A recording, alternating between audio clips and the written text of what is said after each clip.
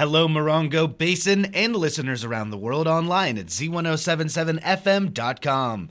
Here is the Z107.7 local news for Monday, January 15th, 2024.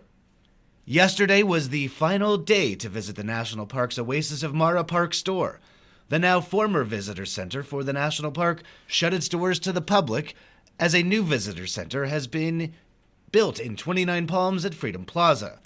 The National Park Association made the bittersweet announcement on social media. Park Superintendent Jane Rogers appeared on Z107.7's Up Close show late last year, during which she told Gary Daigneault that the facility at the Oasis of Mara would be closing to the public. Our visitor center is at Freedom Plaza, and we definitely had some bumps in the road to redirect traffic. The visitor center had been at the Oasis for 50 years, 60 years. It's hard to change old habits, but some key things that are starting to redirect traffic. Number one is the city of 29 Palms has been a great friend to help us work on that in terms of signage. And so we've got some improved signage to really funnel people. We also put up a gigantic arrowhead on the side of the building. And then, critically, Google Maps or Apple Maps, the applications folks use to navigate, finally have transitioned the location of the visitor center to the correct spot. So I think it's a combination of all those things. It's pretty phenomenal that just those changes alone have really shifted everything over to the downtown. Rogers also discussed future plans for the previous visitor center, saying that in the next few months it will be converted to something new. We are actually relocating our library. You may not know that the park has its own library of research material, and that's what our rangers use to develop their interpretive programs. And so we're actually moving that from one building into the old visitor center and creating a library space for our rangers to work, kind of like you'd picture a public library where there's some desk spaces, they can do their research and they can plan their programs, and that's freeing up office space for our archaeologists and historic preservation crew. You can hear their full conversation by listening to the Up Close show as a podcast at our website, Z107.7FM.com, or wherever you get your podcasts. Today is Martin Luther King Jr. Day, which commemorates the birthday of the civil rights activist. Though most government offices and schools are closed, the city of 29 Palms will honor Dr. King through their long-standing high desert tradition. There will be a march in 29 Palms to honor the work of Dr. Martin Luther King Jr. with the theme, Living the Dream. It starts with me, spreading hope, courage, and unity. Participants should arrive at 7:45 at Little Church of the Desert, located at 6079 Adobe Road. At 8 a.m., the march begins and heads just 1 mile north to Palms Baptist Church. At 9 a.m., the MLK Prayer Bowl begins in the sanctuary. Mayor Steve Bilderain will present a proclamation to 29 Palms Baptist Church recognizing 25 consecutive years of hosting the event. The service will include quotes from Dr. King's words, an expressive dance from the Sanctuary Church, and a solo from Curtis Rovemore, a member of Palms Baptist Church. A sack lunch will be provided after the service.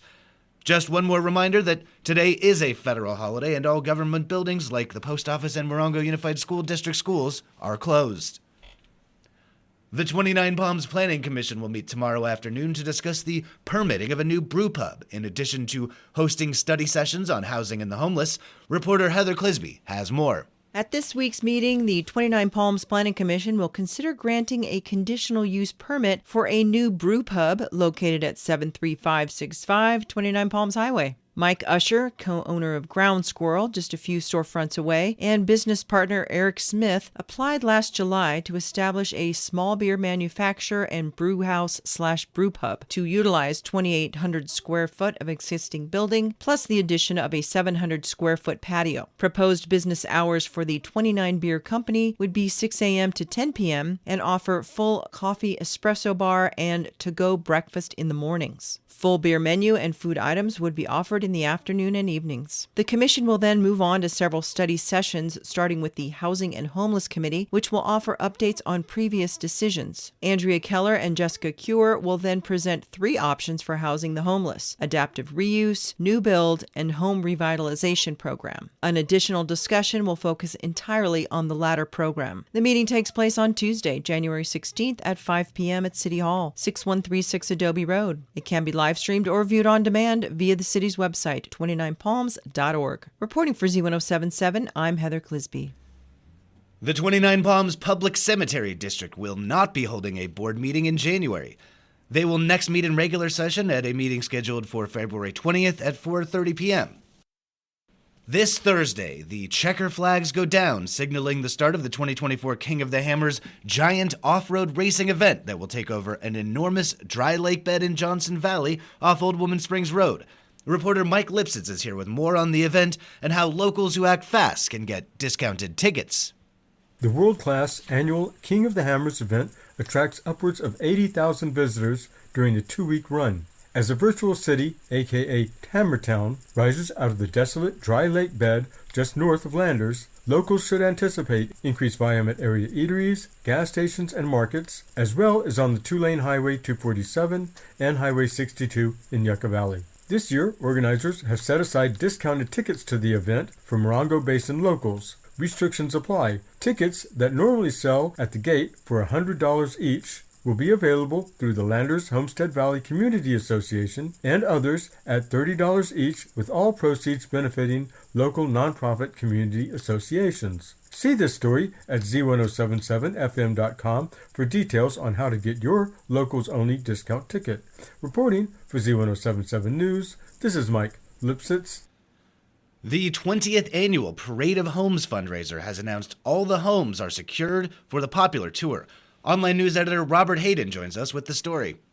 The upcoming 20th Annual Parade of Homes fundraiser for Reach Out Morongo Basin is right around the corner, and the organizers are proud to announce that all homes are secured for the popular home tour. Taking place on Sunday, February 18th from 11 a.m. to 4 p.m., the annual event sees Reach Out Morongo Basin supporters from across the basin open their homes to curious visitors to support its services to senior and disabled residents of the Morongo Basin. Included in the 4 unique homes in Yucca Valley, Joshua Tree, and 29 Palms is a converted homestead cabin owned by Z107.7's own Hillary Sloan.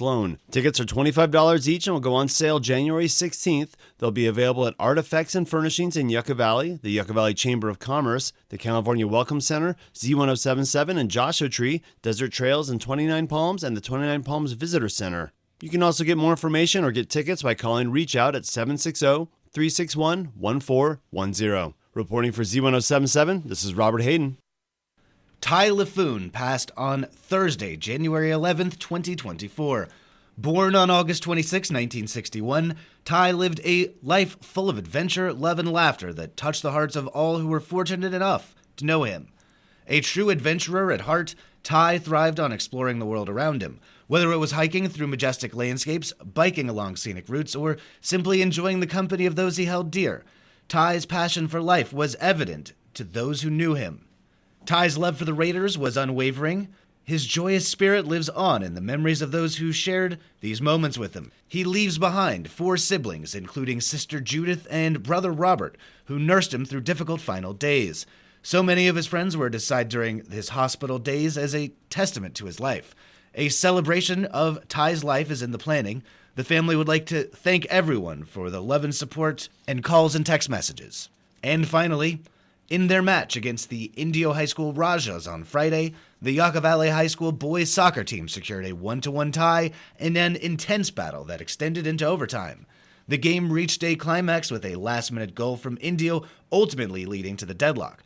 Notably, the lone goal for Yucca Valley was skillfully netted by player Xavier Barrowman, who also earned the well-deserved title of Player of the Match from Coach George Rodriguez.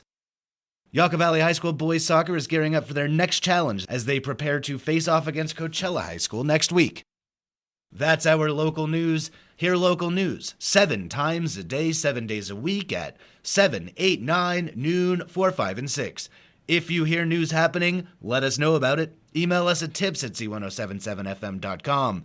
Reporting for the Morongo Basin News Leader, the award-winning Z107.7 Local News, I'm Jeff Harmetz.